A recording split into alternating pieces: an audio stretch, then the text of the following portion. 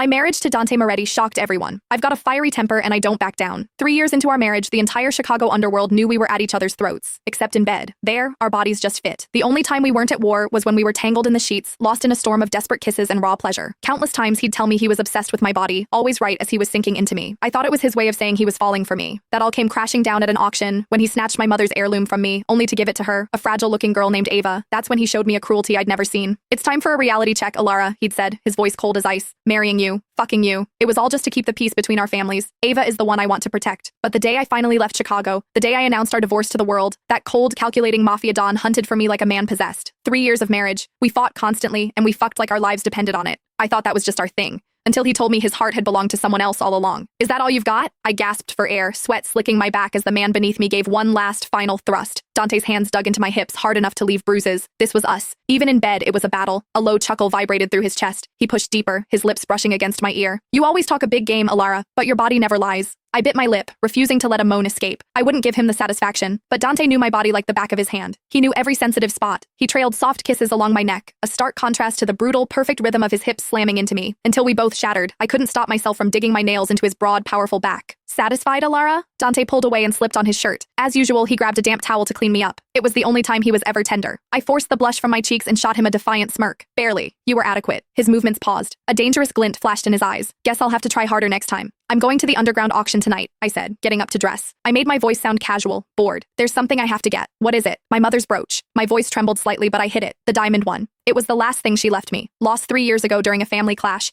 and it had finally resurfaced on the black market. Dante fastened his cufflinks, his tone indifferent. "If you don't win it, I'll buy you something else to make up for it." My heart skipped a beat. A warmth spread through my chest. Was that concern? Maybe. Maybe he wasn't completely heartless. The auction was held in an abandoned factory on the outskirts of the city. Dim lights cut through the gloom, illuminating the faces of the city's most dangerous players. Dressed in a black gown, I sat in a corner, waiting. Next up, a 19th century diamond brooch. Bidding starts at 500,000. The auctioneer's voice echoed. My palms started to sweat. 600,000. 700. 1 million. I raised my paddle. 1.5 million, I said, my voice clear. The room fell silent. That price was far beyond the brooch's actual worth. I thought it was mine. Then I saw him, Dante. And next to him stood a delicate-looking girl. She sighed. "Oh my God, that brooch is beautiful. I wonder who will be lucky enough to own it." Someone like me, with my background, I could never be worthy of something like that. She looked down, the picture of heartbroken innocence. I saw Dante's eyes flick to me. There was no surprise in his gaze, just a cold, calculating calm. 2 million, he said, raising his hand. His voice was low and powerful. My blood ran cold. "Dante, what are you doing?" I shot to my feet, my voice shaking. He ignored me and raised his paddle again. 3 million. No one else dared to bid against the heir to the Moretti family. I gritted my teeth. 4 million. Dante didn't even look at me. 5 million. Sold. The auctioneer's gavel fell like a hammer blow to my heart. I watched, paralyzed, as Dante walked on stage and took the brooch. The pink diamond glittered under the lights.